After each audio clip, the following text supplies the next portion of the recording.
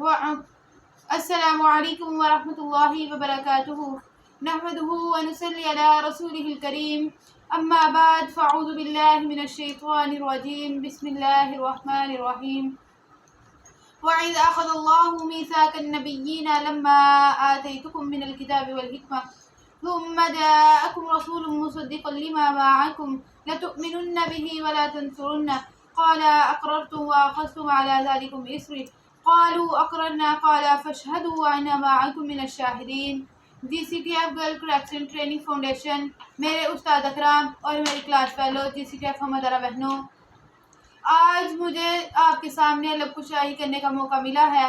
اس کا عنوان ہے نبی کی فضیلت۔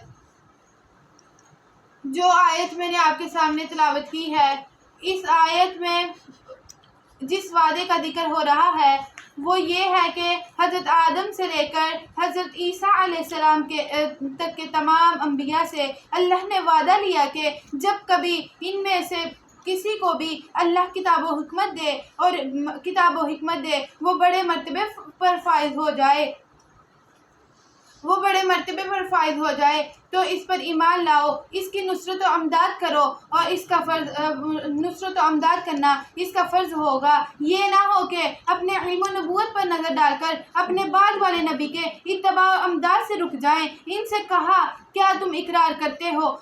حضرت علی بن ابی طالب اور حضرت عبداللہ بن عباس فرماتے ہیں اللہ نے ہر نبی سے عہد لیا تھا آپ کی زندگی میں اگر اللہ اپنے نبی حضرت محمد صلی اللہ علیہ وسلم کو بھیجے اور اس پر فرض ہے کہ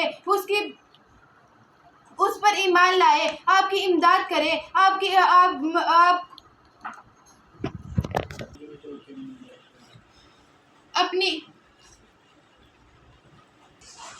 اپنی امت کو بھی یہی تلقین کر دیں کہ وہ حضور صلی اللہ علیہ وسلم پر ایمان لائیں، ایک دوسرے کی تصدیق کریں۔ اب یہ تفسیر اوپر کی تفسیر کے خلاف اس کی تائید ہے، اسی لیے حضرت طاؤس رحمۃ اللہ علیہ نے سے ان کے بیٹے روایت کرتے ہیں، حضرت علی اور حضرت ابن عباس سے بھی مروی ہے۔ حضرت عمر بن خطاب رضی اللہ تعالیٰ عنہ رسول اللہ صلی اللہ علیہ وسلم سے کہا یا رسول اللہ صلی اللہ علیہ وسلم، میں نے ایک دوست قرضی یہودی سے کہا تھا وہ تورات کی جامع باتیں مجھے لکھ دے، اگر آپ فرمائے تو میں پیش کر دوں۔ حضور صلی اللہ علیہ وسلم کا چہرہ مبارک متغیر ہو گیا۔ حضرت عبداللہ بن عباس حضرت عبداللہ بن ثابت کہنے لگے حضرت عمر سے کہ آپ نے آپ صلی اللہ علیہ وسلم کا چہرہ نہیں دیکھا، وہ آپ کے چہرے کی کیا حالت ہے؟ تو حضرت عمر فرمانے لگے رضیت باللہ ربا وبالاسلام دینا وبمحمد نبی صلی اللہ علیہ وسلم، میں اپنے رب کے خدا ہونے پر اور نبی کے رسول ہونے پر اور اسلام کے دین ہونے پر بہت خوش ہوں۔ حضور صلی اللہ علیہ وسلم کا غصہ دور ہو گیا۔ آپ نے صلی اللہ علیہ وسلم نے فرمایا اس ذات کی قسم جس کے ہاتھ میں میری جان ہے، اگر حضرت عیسیٰ آپ کے پاس آ جائیں، آپ ان کی اتباع کرنے لگو تو گمراہ ہو جاؤ۔ اب میرے حصے کی امت آپ ہو اور نبیوں میں سے تمہارے حصے کا نبی میں ہوں۔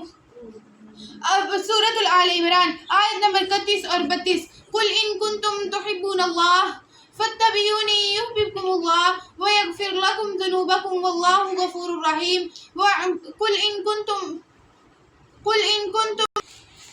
قل اطیعوا اللہ ورسولہ فإن تولوا فإن اللہ لا يحب الکافرین۔ اس آیت نے فیصلہ کر دیا جو شخص نبی کی اطاعت کرے گا، اللہ کی اطاعت کرے، اس کے اعمال و افعال نبوی سنت کے مطابق نہ ہو تو وہ مردود ہے۔ اسی لیے یہاں بھی ارشاد ہوتا ہے کہ اگر تم اللہ سے محبت رکھنے کا سچا دعویٰ کرتے ہو تو میری سنتوں پر عمل کرو، اس وقت تمہاری چاہت سے زیادہ اللہ تمہیں دے گا، یعنی وہ خود تمہیں چاہنے لگے گا۔